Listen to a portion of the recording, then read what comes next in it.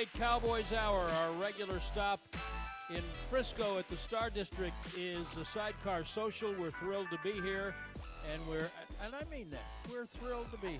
Absolutely. There's nowhere else that. What did Harbaugh's dad say? Where else would you rather be? This is just a great opportunity tonight to enjoy some fine food and beverage. 75 screens with no matter which direction you turn. There will be 2 football games and baseball playoffs going on tonight. Where else would you rather be? Besides, we've got Cowboys defensive tackle Solomon Thomas with us. So thank you. Thank you for coming. Appreciate you. Appreciate you guys. I'm just gonna do this right at the beginning.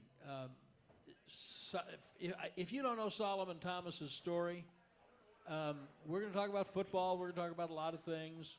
I'm not going to get overly melodramatic, I promise. You're good. But Solomon Thomas is, and I choose my words carefully because that's how I make my living. Solomon Thomas is one of the great human beings that's played this game. And the reason I say that is what he's done and is doing with his life is going to impact people in a positive way, way above what football can do. And if you don't know why I'm saying that, then we're going to let you take a peek behind the curtain before we're done. So I'm honored to have you here. Thanks very much. We always welcome all of you who have come to join us at Sidecar Social. Thank you very much, regulars and first-timers, and delighted to have those of you who are joining us on the Dallas Cowboys Radio Network, and those of you who are streaming wherever and whenever on DallasCowboys.com.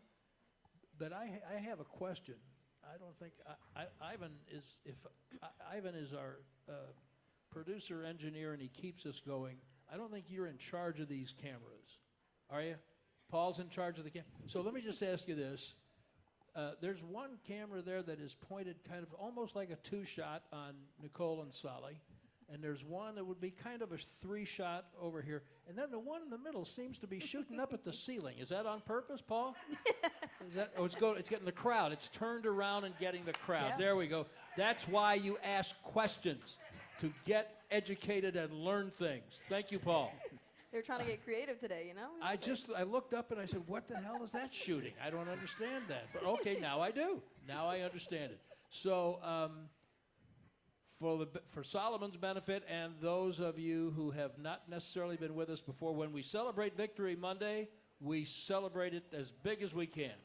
And when it's not Victory Monday, we acknowledge that there was a game played, and we'll talk a little bit about that, and let's then let that have happened and move forward. How about that? Because I was thinking about this today.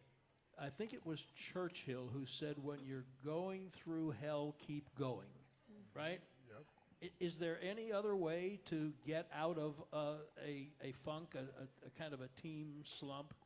Yeah, you just got to, like you said, Churchill said, just keep going. So you just got to keep going, get back to work, be very in tune with your technique, what the coaches are saying, make sure everyone's on the same page. But to not lose faith, not waver on our goal. Our goal doesn't change, our process doesn't change. We show up and just get back to work, tune in on all that, get back in your routine, understand what the goal is here and how to fix the things that we're missing, getting our corrections. And just, believe in who we are and know who we are. And we know our identity, but we have to, get back to playing that way and, grind through the hard times and, the light will come. What's your... Okay. I'm sorry. No, please. How do you personally reset with losses like this? Yeah, last night, couple nights ago, whenever it was a tough one. Going on an away trip, trying to get a 2-win streak, and losing is tough. So, in this sport, we sacrifice so much. We time away from our families. We put them through so much. We put our bodies through so much discipline and dedication to this game. So any loss is just really hard to deal with. So after any loss in my career, I'm a little down. So I'm down, and I need to get back up. And so for me, like last night, was just spending the night with my fiance. Came home to chili and homemade cornbread. So that kind of boosted my mood up a lot. So. And then from there, just going on to the film, seeing the game for what it was, no emotion, no bias, where my technique was wrong, where it was right, the good things that came out of the game, the bad things that came out of the game, and how to fix them and how to get better from them. And then, the big thing for me is to take emotions out. Because if you let a game on Sunday make you emotional throughout the whole week, the next Sunday you're going to be off. So I need to make sure that, hey, I accept what happens, flush it, let it go, and be intentional the whole week to get better on the things that I didn't think I did well, to make sure that I have a great game the next week. You guys have good players, and some of the things that were happening yesterday happened maybe some of the second half of the Jets game. That's not who you are. Matt Eberflus has been a really good coach in this league for a long time. He did not get dumb overnight. So clearly there's some things that are broken. How hard is it to keep that stuff in perspective when you're trying to get out of the ditch and back on the smooth highway? Yeah, I think the really important thing is to understand, hey, like we put some games, like the first 3 games of the season, it was like 3.1 yard a carry, 2.9, 3.2, whatever it was, and so we put it on tape that we're going to stop the run. And then the last couple games, it hasn't been where we're at. So, okay, listen, we've done it before. We didn't do it the last couple weeks, so we know what we need to do to get back on track. And it all starts in your preparation and practice, being intentional, understand the whole scheme of what we're trying to do, and just keep moving forward with that. I think that's always the biggest thing, is being intentional in your preparation and practice, and making sure everyone's on the same page, whether it's players having extra meetings, guys being over-communicating during practice, like that. Those are the things we have to do to get everyone on the same page, because right now we're just, we're having a play where guys are perfect and there's a slip up, or, and just the good thing about the things that are happening, everything is fixable. It's not the skill is lacking or the talent's lacking. It's we're messing up. We're beating ourselves right now. So everything that we're doing is fixable, and we know we can do it. We just gotta, get to work and get it done. What's been the message from you and guys like Kenny Clark? Because post game, the thing he said as well was, we just got to get back to work. Like, that's the only thing that I know how to do. So what's been the message for some of those young guys who necessarily haven't been in this position before? Yeah, and we're so lucky to have a guy like Kenny. The player he is, the leader he is. He's someone who, I've watched his career over the whole time in the NFL and just been admired his game and him as a person, as a leader. And to have him in the room has been such a blessing. So, today he even talked to the guys today about holding guys accountable. Like, hey, this is our job. Like, we play football. This is what we work for. We sacrifice. So if someone comes up to you and tells you, hey, you're messing up, like getting the B gap, or hey, you're messing up, get your coverage right, like, there's no sensitivity there. Like, you have to hold guys accountable. This is our job, and we have to do it to the best of our ability. And we want to win, and we know we're a great team, and we're not putting great film out there right now. So that's a frustrating part, is like, if we knew that we weren't good and we had a game like that, it'd be easier to sit back and be like, oh, okay, they beat us. But when we're going out there and teams are beating us that we know we're better than, and we're not playing to our level, that's when it gets frustrating. It's like, okay, hey, we have to hold guys accountable. We have to get back to work, be intentional, grind through the hard times, and keep believing and be confident in what we're doing. Speaking of Kenny, when he was acquired from Green Bay, like a day or two later, I was waiting in the area the media waits for the locker room to open as these guys were coming off the practice field, knowing that Solomon and Kenny both been in the league for a while, and Solly was coming in. I said, did you know Kenny before? And you said... Yeah, so Kenny hosted me at my official visit to UCLA when he was, I think, a freshman there. So he must have done a terrible job because you went to Stanford. No, Kenny did a great job. We had a good time. He showed me around campus. He's always been a really, really nice and fun dude. So Stanford was just a better choice for me, but no harm to UCLA. I love all my Bruins, Jay, Osa, Kenny. They're all great guys. But you'd never played with him before. You'd never been teammates. Yeah, never been teammates. Because you got a lot of personality traits in common. It seems to me. Is that a fair assessment? Yeah, I would say so. Yeah. All right. I'm terribly distracted. Before I go on, I have absolutely become besotted with this garment that Solomon is wearing. This is, for those of you listening on the radio, this appears to be a pullover, a white pinstripe, and it looks like the navy hoodie with the long sleeves. That's sewn in. That's part of the garment. And so it says it's a pinstripe, like a Yankees baseball jersey, except it says Cowboys, the upper left chest. There's a big D on the right shoulder. What's on the left shoulder? Anything? The Star. Star. Where did you get that, and how do I get mine? So I just got it at the pro shop. I mean, Is it the pro shop? Yeah, I just got it at the pro shop. Now I know where I'm going. Yeah, Quite comfy. They got some great stuff in there. Yeah, I know. That is seriously sick. I really love that. Appreciate it. I love that thing. All right, one more quick thing to delve into just a little bit into the past to give you a window of why this, in addition to having played in the NFL for 9 years, Solomon sounds like he's able to put this in perspective.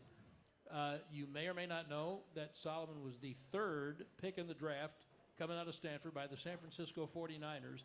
And I'd forgotten if what I read was correct, that your rookie year, the 49ers went 0-14 before you won a game? We did.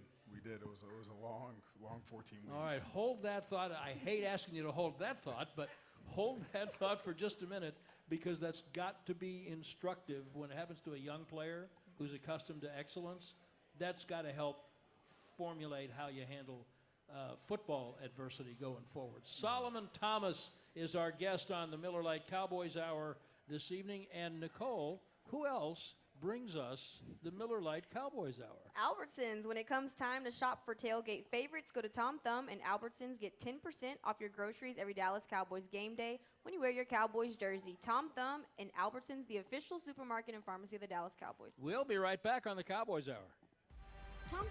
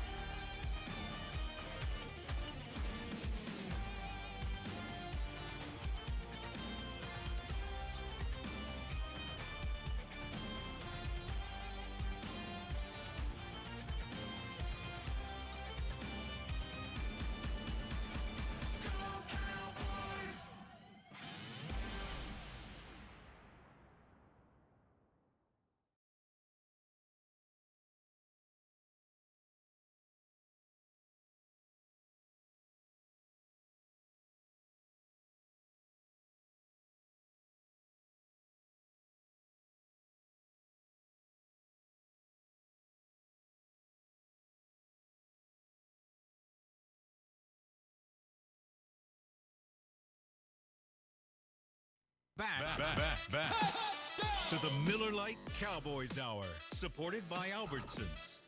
We're at Sidecar Social in the Star District. Welcome back. Thank you for joining us. Brad Sham, Nicole Hutchinson, and our very special guest, Cowboys defensive tackle Solomon Thomas. I'm getting over Nicole making fun of me during the break.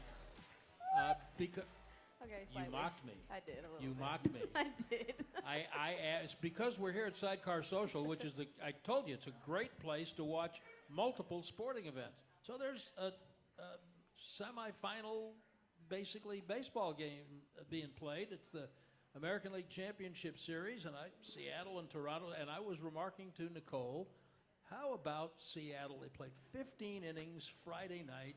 Their reward was to get on a plane and go to Toronto. That's like a 7-hour flight. And then they come out and win last night, and now they're winning 7-3 in the 6th inning or whatever it is. I said, how about that? And Nicole looked at me like I had just recommended that she drink sour milk. And she said, you really are a baseball fan, You really aren't are. you? And I He am. always talks And- about baseball. And I said, and you're really not, are I'm you? not. Are you a baseball fan at all? I mean, it's fun to go to games. I can't say I watch it. I mean, I definitely admire the discipline and everything the guys do. It's extremely hard, but I can't lie and say I'm the biggest baseball fan, but I do enjoy going to games. Yeah, I and mean, you getting the either dog. are or you aren't. It's Yeah. in your, it's not. So I lived in, nobody cares about this but me, I lived in Coppell when Solomon Thomas was playing at Coppell High School. And you may applaud Coppell High School if you wish, but I think part of the attraction of you signing here was that this was the team you watched growing up. And that, I mean, had you thought about, when you were in high school, did you think about playing for the Cowboys? I mean, it was always a dream just to play in the NFL in general. You know, it was like, football was so big in Texas growing up, and it was big in my hometown. So when I set out my mission to be the best, I wanted to be the best in every level that I played in. So I definitely wanted to make it to the NFL someday, and have a dream of playing there. And if I had the chance of playing for my hometown team, I thought it would be like a dream come true. I am going to get you back to that rookie year, but I want to soften the blow because it was not a fun rookie year. So Solomon was born in Chicago. Me Yeah. too, by the way. Another thing nobody cares Wow. about but me. And then you were a little boy when your family moved to Australia. Yes, sir. And you moved? You were 7 when you moved away from Australia, Yeah. something like that. Yeah, it was actually on my 8th birthday we moved. And so. how happy birthday! Yeah. We're going for a very long ride. Yeah. What are your memories of living in Australia? I just remember it was like really happy times with my family. Like, everything was pretty free and fresh, just very peaceful. Going to the beach all the time. School was very, they called it year 1 there, so I did preschool in year 1 there. And, really just enjoyed kind of being in that atmosphere, like a different environment. I just thought it was really integral for me and my sister, growing up to broaden our perspective and our worldview, just to be in a different country, how, they do things there is different and how the people are is different. So it's just I thought it was really, really cool. I think I did watch one of your interviews when you were with the Jets, and you talked about how living there kind of changed your perspective on living in a different country. How did it change your perspective? In what ways did you kind of learn they did things there that it's kind of a little different here? Well, I think, especially I moved around a lot growing up, Chicago, Australia, to Connecticut, to Texas. So especially going to a different country, you just learn that there's different people everywhere, different beliefs, different worldviews, different ways people find to make community or run government or run schools or use a different metric system, whatever it is. There's so many different ways to do something. So for me, just made me realize, hey, there's so many different people out there. To not judge someone for being in one way or having a certain belief because maybe they've just been in this place their whole life. For me, I've been able to move around, see different states, countries, and it just helped me realize hey, there's so much world out there. There's so many more things to care about than than one state may admire this, one country may admire this, but so you just moving around just had me realize that there's more out there, more beliefs. Just help me to be curious and to want to learn more, put judgment away, and just accept people for who they are. Was there a tradition that you and your family kind of did there that you try to bring here and do?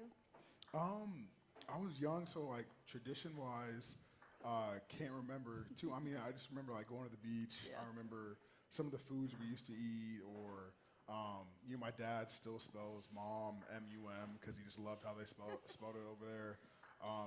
Just things like that, but not too major issues I truly remember on. Where's your dad from originally? He's actually from Zanesville, Ohio. Okay. Solomon Thomas, our guest this evening on the Miller Lite Cowboys Hour. So let's. I want to return to your family, but I want to get back to your rookie year so we can put it behind us, which you thought you had done a long time ago. So here's the third pick in the draft. Now, right? He's the third pick in the draft. Good. Well, let's go to the NFL. We're going to go to the San Francisco 49ers. And you lost 14 games. I had really forgotten that. What was that like? It was really hard. Coming from I've won a lot of my career coming up to that point. I think I lost more games my rookie year than I had lost in my whole high school and college career Combined, yeah. So it was different for me, and also being in the NFL. Now you're in the business of the NFL, where you lose, the building is tense. People may get fired, may lose their way to provide for their family. People may get cut, traded. It's not like high school or college where your coach yells at you. It's way bigger repercussions. So it's it was a huge culture shock in the way that I viewed football, because football to me was always this fun, loving game, and something you worked really hard for, and then it became this business. So that transition for me was really hard, and then losing was really hard, and so it was a lot to come over, but it taught me a lot, because my first 2 years, I think we lost 20 plus games at the Niners. Then my third year we go to the Super Bowl, and we lost, but it really taught me to buy into the process of what Kyle and John were building there, getting the right people in the building, getting the right coaches in the building. And then from there, once we have all the things that click, we'll be good to go. So that was the big thing that I learned, is really buying into the process, believing in what works, and leadership, and getting the right people around. And so it taught me a lot, even though it was a lot of hard loss. I definitely learned a lot from it in my career. You're describing a little bit of what obviously happened here in the late 80s and early 90s, but what was more mind-bending in retrospect? Losing your first 14 games as a pro, or being in the Super Bowl 2 years later? I would say being in the Super Bowl, because we had 2 bad seasons in a row, and we kept making transactions, and free agency kept the same coaches, made a couple of changes here and there, and really kept preaching buying the process. And we won the first game of the season. We're okay, this feels good. And then we went on a win streak. We're 9-0. And so that's all it takes. It just takes having the right people in the building and everyone buying in the process no matter what happens. And so that, going from, I think we're 2 and 14 to 4 and 12, and then to, going to the Super Bowl is unbelievable. What did those 2 rough seasons teach you about yourself that you didn't necessarily know, that when you look back now you appreciate?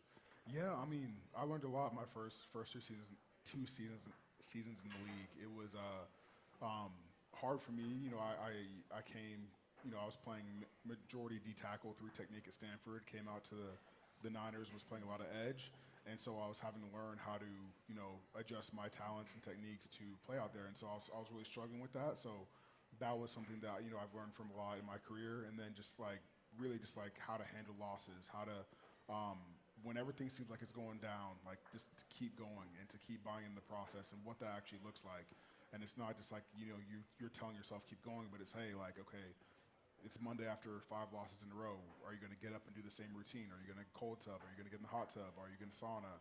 Are you going to still go over your plays? Are you going to still show up and be the same person in the locker room every day, whether it's a win or a loss? And so that's what I learned in the NFL. Being a leader is not, being a great player on the field. You have a lot of great players on the field who aren't great leaders, but you have the great leaders to me are the ones who come in, win or loss, no matter how their body feels, they're the same person every single day in the locker room. And, they're doing the same routine, same workouts, same recovery, same mental study, and still holding the same standard for their teammates. I alluded to this before, but this is a good transition, I think, to remind people that you have devoted a lot of emotion and personal investment for the cause of mental health. And one of the reasons is you've been public about the fact that you struggled with depression a little bit when you go from third pick in the draft to what we can't win anything, and where do I fit in, and what is that when you kind of started feeling like mental health was something that you were going to have to pay attention to? Yeah, I mean, there was a lot of things that kind of led to that. You know, I lost my sister to suicide in 2018, right after my rookie year. And then, you know, I come from college, you know, winning, come to the league, you know, you're losing, you're not playing the position that you think you're best at. And, you know, knowing nothing about mental health growing up, like, you know, in the locker room, everything's like be tough, be strong, be a man. And then, you know, your sister dies and you're now also struggling at the same time, trying to find your own way in this new life, a new lifestyle that you didn't know that you were going to be thrown into. And now I'm like, mental health is like surrounding my life and I don't know how to, you know, approach it. And so it took me a lot of like sad nights, hard nights, depressed nights, like to get to a place where, you know, you find out what mental health is and you go get help and you go to therapy, and you learn how to, you know, accept your emotions, you know, you learn how to feel them, you learn how to like, that there's ways to get better, and like from that, you know, just learning how mental health and physical health are the same thing. And so that was like a big thing for me, like, hey, like if I hurt my ankle, I'm going to rehab it, and like same thing with my brain, like so. You know, that was a big thing for me because I was struggling, but I wasn't attending to my brain. And then when I attended to my brain, somehow in the middle of the season, I would start playing better. I would start feeling better. And, you know, that's when I learned that, hey, it's all connected. And, like, you know, therapy is just as important for me as doing my film study, you know. So that really was a huge thing for me my first 2 years. And just so you know, I ask these questions from the perspective of someone who has been in therapy on and off for more than 20 years. And I don't know if I'd be functional without it. So it's, I wish I'm making this list the older I get of things I wish I'd been told when I was younger. So here's number 5.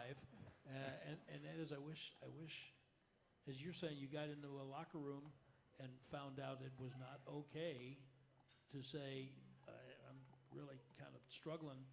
Yeah, it is, and I wish we'd been told that when we were all younger. Okay, so we're going to take our next break, and then we're going to figure out how you handle against all that backdrop, going from the Niners to the Raiders to the Jets with a major injury being thrown in there, and it's all fascinating to me, and it helps make you who you are today, sitting here in that dadgum sweatshirt that I don't know if I can wait until tomorrow to go get at the Cowboys Pro Shop. Nicole, who else must we thank for the opportunity to be here? That's what I'm here for. Luke Casey. No, it's a lot more than that. I'm just kidding. You're not Luke going to skate Casey. that easy, sister. Stand tall while you're tailgating or cheering in the stands with the Dallas Cowboys collection by Luke Casey. Shop the collection today at Luke Casey's 6 DFW locations or online at LukeCasey.com. Luke Casey, the official boot of the Dallas Cowboys and Dallas Cowboys cheerleaders. We're with Solomon Thomas of the Cowboys on the Miller Lite Cowboys Hour at Sidecar Social at the Star District in Frisco. We'll be right back. I'll take Lance. Clear for 3.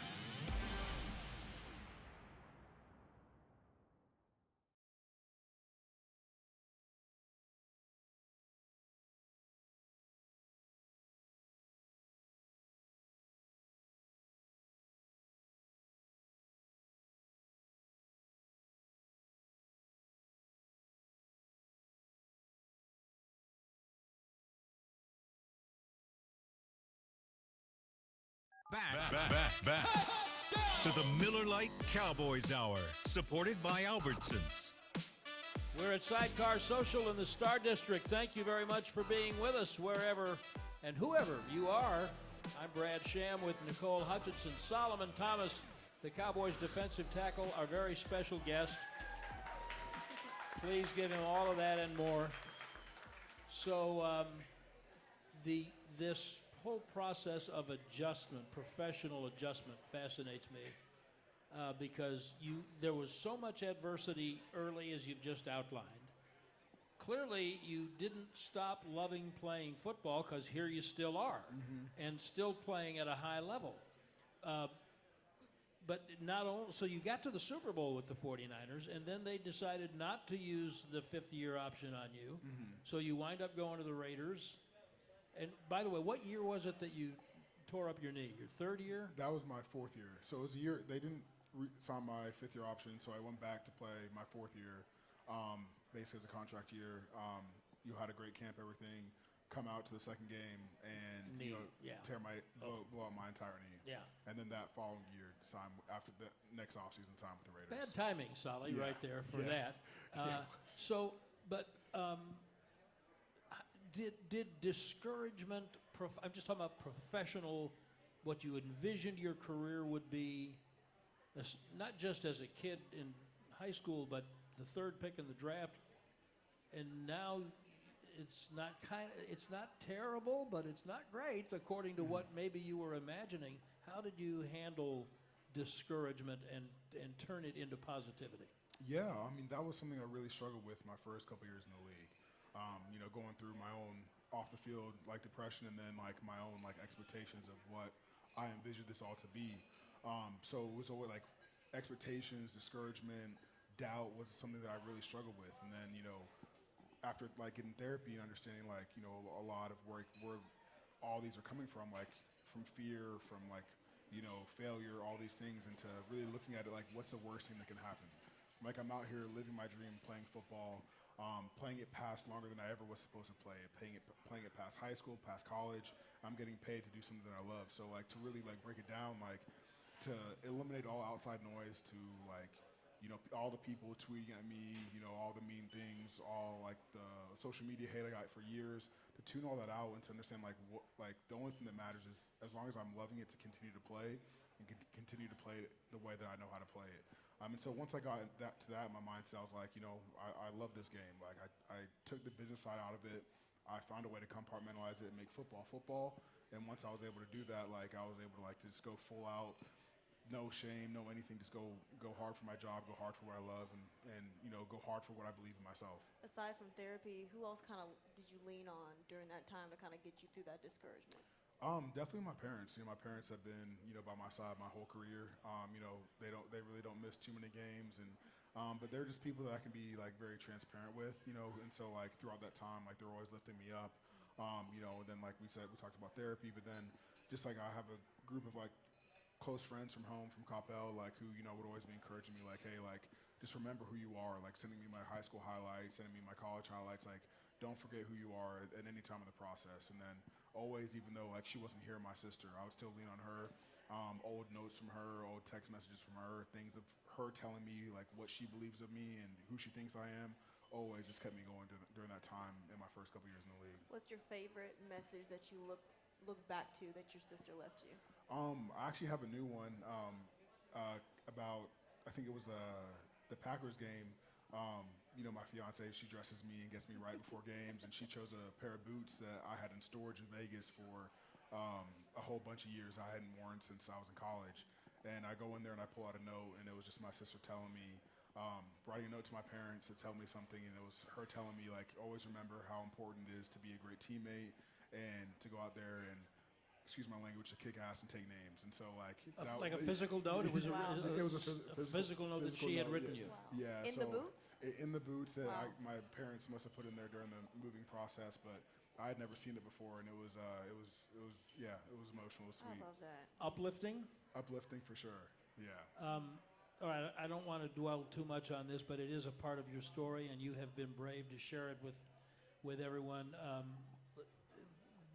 Things like losing a child, or losing a close loved one who took their own life, those must be the most devastating personal things that can happen to a person. You were so young still when that happened. With where you were in your own mental health journey at the time, how did you even begin to process that? And I think that was the hardest thing for me is that I would block it off as much as I could. It was a lot of feelings and emotions I had never felt before. You know, depression, grief, a lot of anger, a lot Mad of at her confusion. a little bit? Yeah, like mad at myself, mad at her, the survivor's guilt, all that is extremely real. So just dealing with a lot of that was, so I didn't know how to address it, so I would just like push it down and try to act like I was fine on the outside. I was like, I feel like, I can't come out here and tell people I'm depressed or tell people I'm sad because they expect me to go perform. And, I was like, at where I was in my career, anything I said was going to be an excuse for my performance. So, I just would do that all the time, and then, it just would fester and turn into, just my whole world turning dark. And then from there, I realized I was in a really bad place. I needed to get help. How'd you find the courage to finally get help? Well, and that's the thing. It wasn't even just me. I can't take all the credit for it. My mom was pushing me to get help, and I would tell her, no, like, I'm fine. I don't have time for it. But my general manager, John Lynch, came to me at the time, and he told me, hey, Sally, like, we got you if you need help. Like, we can help you out. And for me, that took all, like, the weight off my shoulders of, like, having to be this strong man and act like everything was okay. Because he's a tough guy. Yeah. He is. Yeah, and he is. And so just like for him to come tell me that, like, gave me all the permission in the world that I needed to go get help. But that's the thing that I try to go tell when I talk to people. I try to give them that permission, like, hey, help is the strongest sign of courage you could get. You could give yourself. And I try to tell them that, like, just go get help. Like, there's so many people out here who want you here and who love you. Because I wasn't even able to do that myself. I leaned on other people to help me. And the thing is, that's another thing. You can't do it by yourself. So that's why help is there for you. It strikes me as I'm listening to you say that many of us who have long careers, professional athletes, people in the arts, and especially with public lives, it can be easy for that profession to become your identity, to become who you are. And it sounds like this whole process has, in an interesting way, kept you from seeing yourself as football defining who you are.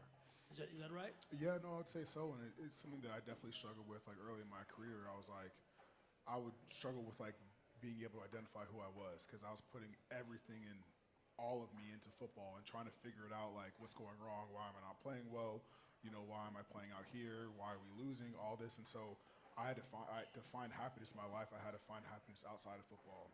And that was first with getting right with myself, addressing the things I was going through, how to handle them. And then just past that, understand that there's a bigger picture out here. And just to say there's a bigger picture out here does not mean I don't give my all to my job. Like, I'm fully dedicated and disciplined in my job. But I understand when I pour in other areas of my life, I'm a better football player because I'm investing in myself and I'm investing in my identity. So when I work with my foundation, or when I do charity work, or when I spend time with my fiance, time with my friends, when I do Legos at home or bake bread, things like that, that is really pouring into me as a person. And when I am full, I'm going to be a better football player. But if I just like pour into myself as a football player and I fail, then my whole world ends, and I'm like, where do I pick it up at?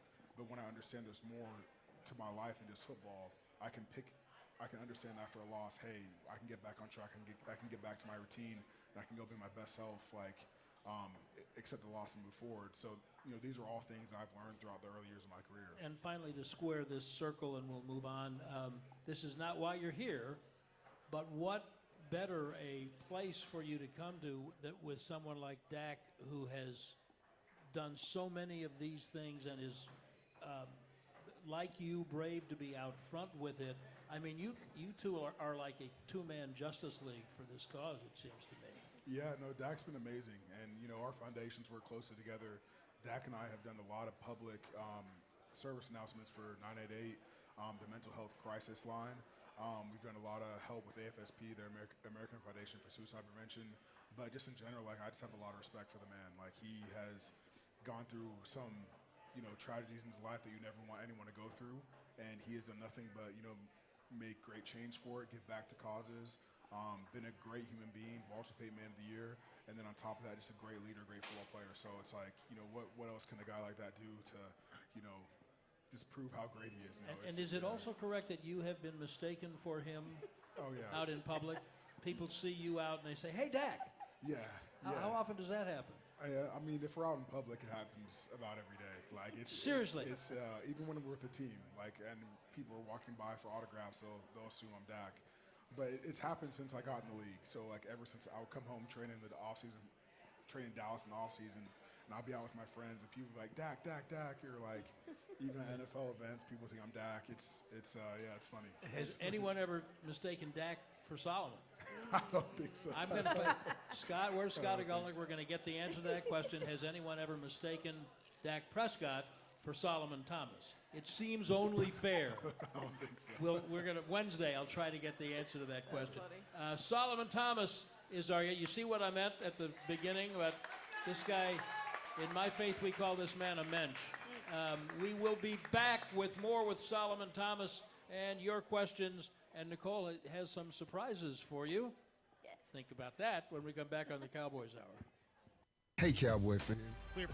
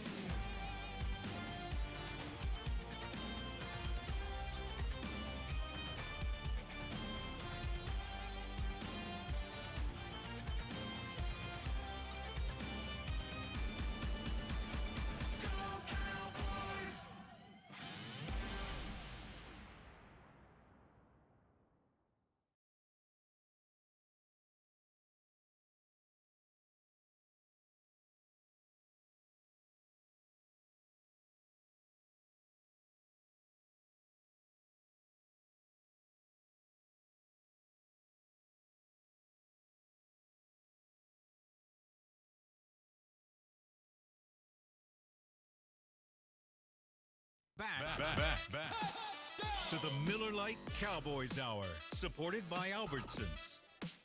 And welcome back to Sidecar Social in the Star District in Frisco. Brad Sham and Nicole Hutchinson and the great Solomon Thomas. We're so happy to have all of you here. Very happy to have you here. And obviously you're still having fun playing, right? Yeah, I love the game. It's this sport, this job. It takes too much of your life. It's too hard. Too much routine, too much discipline, too much dedication, persistency like if you don't love it, you can't do this job the right way. And so like I fully love it. I'm fully into it, and I'm giving it all I can. What's the best thing about it for you?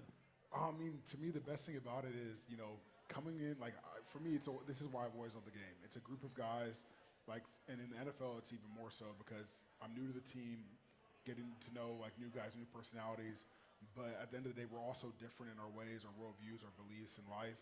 But we all come together to, like, one common goal, and that's to win the Super Bowl. And so, like, all the sacrifice we make, like, I truly believe if our society and our world acted more like a football team, we would live in a healthier society and a more peaceful and loving society. And so that's what I love about football. To me, that's always been the greatest thing to me. Let's take some questions from the audience. You may start, sir. Good evening, Solomon. My name's Rambo. Rambo, what's going on? How are you? So, mental health is very, very important. What is your go-to therapy that lets you unwind and just kind of makes you feel good about just waking up every day? In my case, my high in life is cooking for a large amount of people, seeing the smiles on their face. Yeah.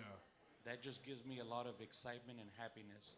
What's your go-to? And by the way, don't think that we didn't hear the baking bread part. Yeah. Don't think that we're not glossing that over.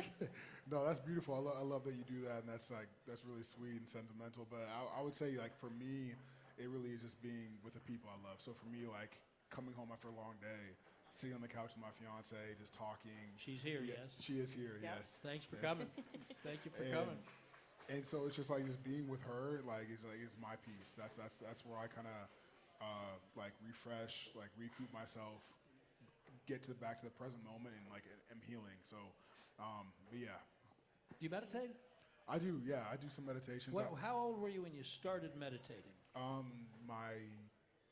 would say my third year in the league, I started using Headspace, and I used to use Headspace like every day. I'm not my membership. It's an app, by the way. I was gonna friends. say, It's what's just Headspace? Sorry, it's Do a you med- not know? Okay, It's a I don't know Oh, what it's that an is. app. Yeah. Yeah, it's a good one. Interesting. So Headspace is a guided meditation app, and I used to use it every day, and my membership ran out, and I haven't been using it the last year.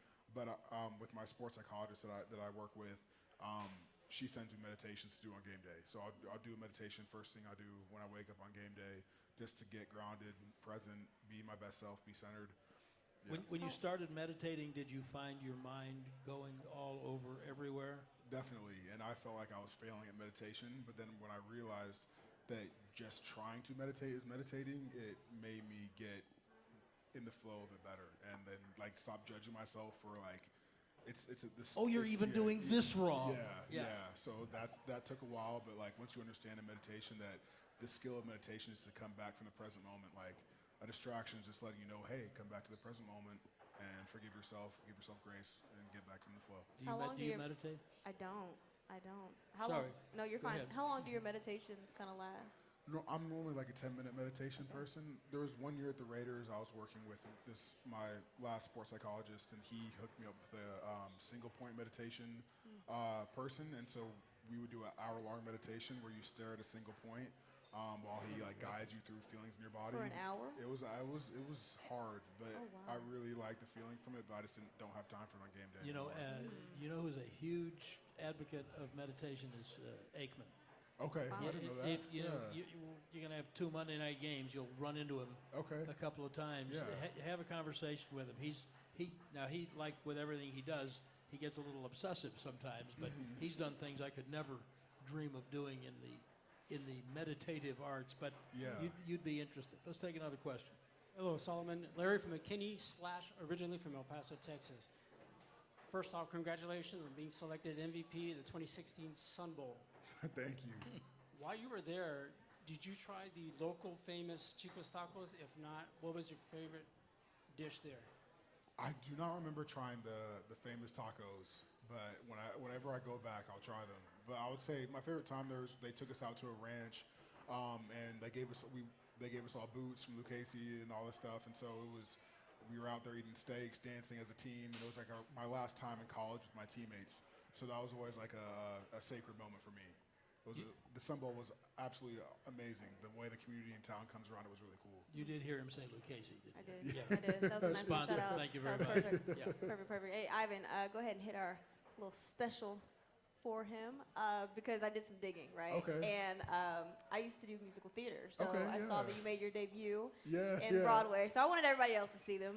Some of the pictures that I found, you made your debut in MJ the Musical. MJ So the talk about that Musical. experience. When man. was that? That was this off season. I know, but think when? It was in June. See, Yeah. I'm Yep. a huge theater guy. I would have waited and gone in instead of going in May. Yeah, yeah. So I mean, so I've always loved theater growing up. Like my parents put me and my sister in it when we were in Connecticut, and from there, when we moved to Texas, I just like grabbed onto it and loved it. You know, did theater in Coppell, and then my freshman year, I actually had to choose between doing select theater and football because their schedules collided. I chose football, obviously, but I never lost a love for theater. Just like the way they're out there telling a story that you know is not real, but they make the emotions of and the feeling of it all feel real. I just thought was always so cool. I was never too talented enough to do it professionally, but I always admired Well, it. how do you know? Have you tried? Not really. I mean, they just threw me in there just for fun. But it was. But when I went back to New York, I wanted to reconnect with that, and so I started going to shows again. And then my second year there, Hard Knocks came out, and I took the team to Hard Knocks. And I remember that. I watched that. Yeah. I took the team on Hard Knocks to MJ the Musical, and MJ the Musical was so thankful for that shout out that they wanted to give me a goodbye gift when I left New York after 3 years. And they wanted to give me just a little 5-minute stint in the show as a security guard. So it was super fun. That's pretty dope. You Yeah. said your parents put you and your sister in it growing up. Yeah. Do you have like a favorite show that you did when you were little? I did. I mean, in middle school we did The Wizard of Oz, Okay. Pirates of Penzance. Do you sing? That's where my. Does he downfall sing? was. Does he sing? He does not sing. I have consulted the highest authority in the room. Solomon does in fact not sing. Okay. Other great strengths. Go ahead. Sorry to have interrupted. No, you're good. I mean, I just like being out there. It was like fun. It was a different type of performance to me, different type of art, and I just always loved it. I have made some very good friends who are outstanding actors, many of them theater actors. You have not made your last appearance on the boards, as they say. I think that I see you dabbling in the off season. We'll see. We'll see. We have some great local theater around Dallas Fort There Worth. is, You yeah. know. There is, yeah. All right, I need to get into I'm it. taking this as a challenge. This is your next tertiary career or something like that. Bread. Go ahead. You make bread? I do. That's it. I knew that. Yep, It's right at the tip of my tongue. I make sourdough bread. My mom started doing it during COVID, and then she passed it on to me. And my second season with the Jets, it also was like a way for me to get out of football, be present in whatever I'm doing, and I just fell in love with making bread. And haven't made as many loaves recently, but I just ordered some starter. It should get here tomorrow. And my fiance's favorite is a jalapeno cheddar loaf, so that's the first one on the list. Yeah. She's like, yeah. Yeah. Again, I've consulted the highest authority available in the room. We can confirm. What is it about that? That, by the way, is a form of meditation. It It is, seems to yeah. me.